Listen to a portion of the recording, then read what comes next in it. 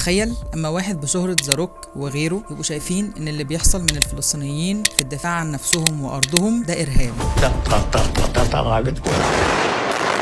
نرجع على بيوتنا، نقفوا كل الدور اللي عنا وهربنا يا عم وخفنا بدنا نروح. في نفس الوقت هو بيقول انه ما يعرفش حاجة عن الصراع ده، وزيه كتير من المشاهير اللي بيدعموا الكيان المستعمر In 1926 What is it right here? اللي ما كانش ليه وجود اساسا قبل 1948. Oh, it's Palestine. I'm sorry, it's not Israel. 1926 Palestine. الوقت اللي هجروا فيه فوق النص مليون فلسطيني عشان ينشئوا الكيان بتاعهم في ارض مش ارضهم. بعدها يجوا يقولوا بص المقاومه اللي بتخرجنا من بيوتنا اللي هي مش بيوتهم وسارقينها دول ارهابيين. You are stealing my house.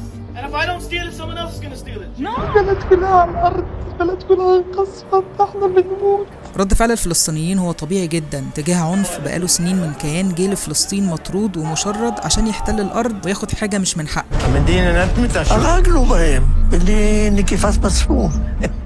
هم نفسهم معترفين بده، ما كانش في حاجه اسمها اسرائيل، كانت وهتفضل فلسطين. محتاجين العالم كله يفهم حقيقه الصراع اللي بقاله سنين ده. فلسطين حره والفلسطينيين بيدافعوا عن ارضهم وحقهم وعن عنف بيحصل ليهم يوميا من طرد وموت ودمار وغيرها من جرائم مفيش انسان يرضى عنها والاعلام بيخبيها بقاله اكتر من 70 سنه. بس لما يحصل لهم حاجه تلاقي دعم وترويج لفيديوهاتهم مش طبيعي. فدعموا فلسطين وفهموا العالم ان فلسطين حره، ربنا ينصرهم ويرجع لهم حقهم.